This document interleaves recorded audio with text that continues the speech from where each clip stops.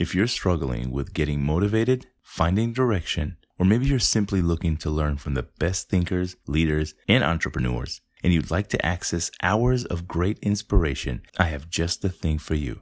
We now offer exclusive content, early access to our scheduled episodes, and commercial-free access, and you can try it all for free for 7 days. Get the motivation you need to become the best version of yourself today. Become a One Last Thought Insider at glow.fm/OLT Insider, or check out the show notes for the link.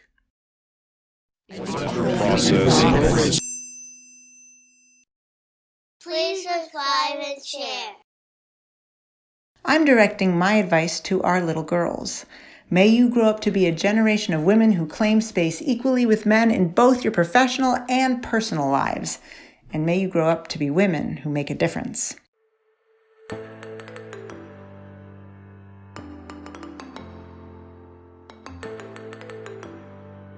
Welcome to the One Last Thought podcast. Bite-sized wisdom and leadership lessons where people aim to answer one simple question. If there is one life lesson you would want to pass on to the next generation, what would it be? I'm your host, Ito Singer. I come from the world of professional basketball and am currently a Division I college basketball coach who believes that your time is valuable. This is why I've created these short leadership lessons you can learn from in under 10 minutes, utilizing the thoughts and wisdom of some of the best leaders I know.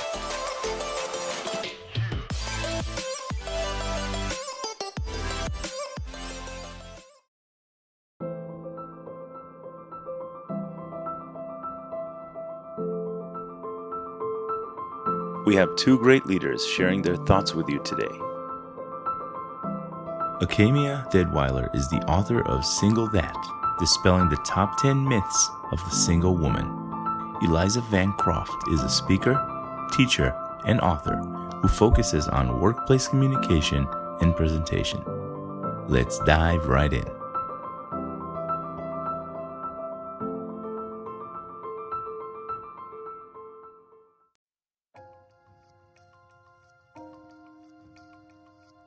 If I could give one piece of advice to future generations, it would be to claim space.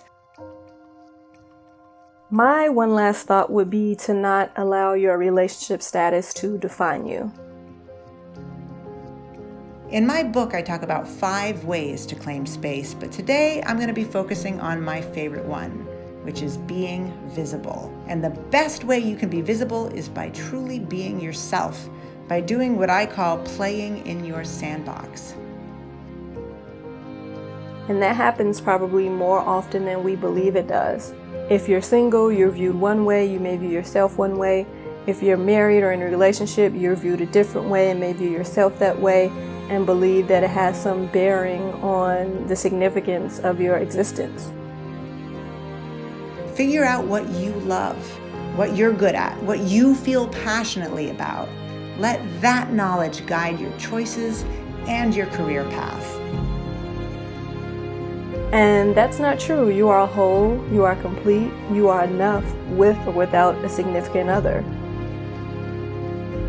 Throughout your life, people will try to tell you that your sandbox, for whatever reason, isn't enough. You're going to hear a lot of you should, you shouldn't. Do it like I did. It's the safer path. You can't, you'll never. And you'll hear a lot of this.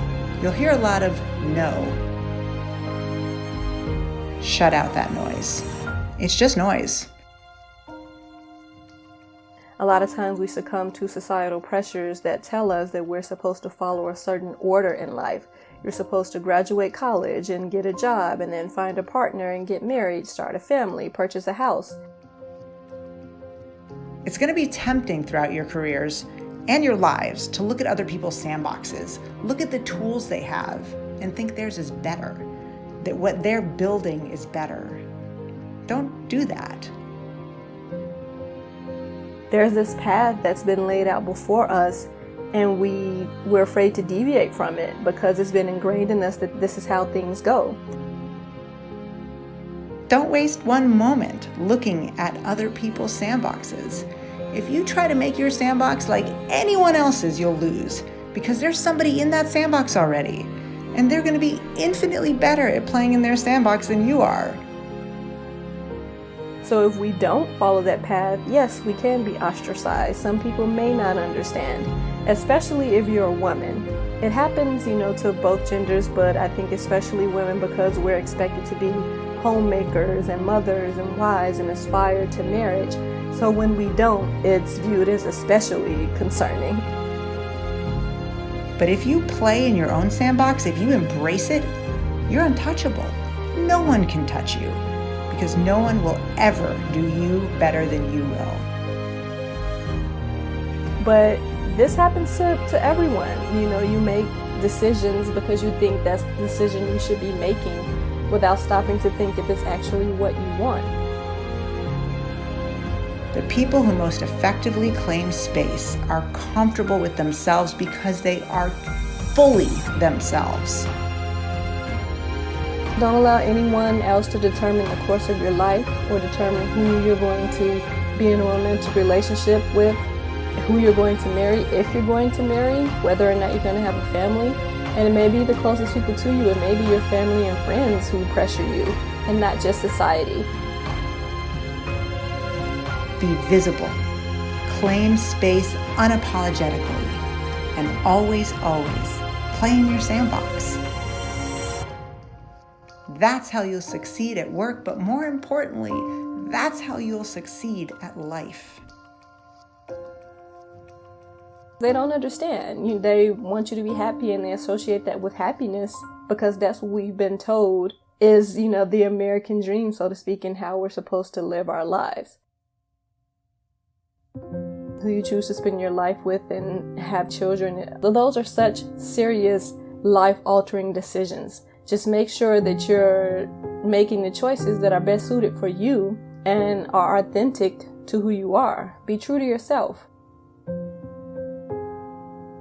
And like I said, even if yourself is alone, you're still enough.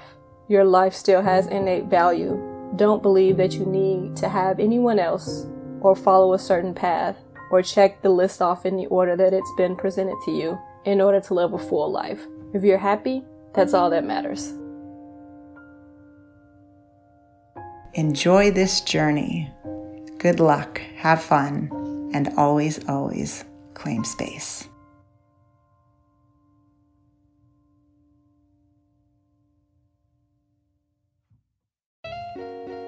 This was episode 57 of the One Last Thought podcast. I want to thank my guests, Acamea Deadwiler and Eliza VanCroft. It's time for the One Last Thought review of the day, and this one comes from Son of the Most High God, who says, very actionable.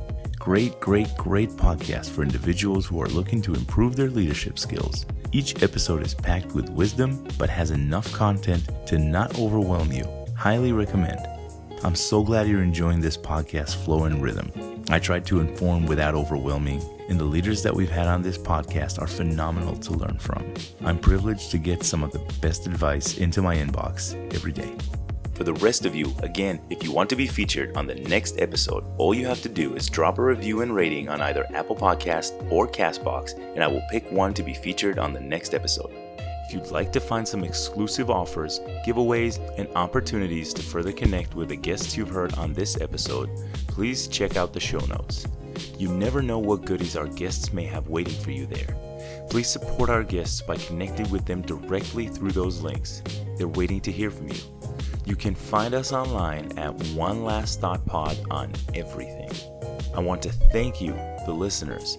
If you're still listening to this, you're obviously invested in this journey, so why not spend a minute, subscribe, give us a 5-star rating, and maybe even leave a review. I couldn't begin to explain how much that would mean to me and to the continuation of this show. Thank you for listening, and until next time, stay inspired.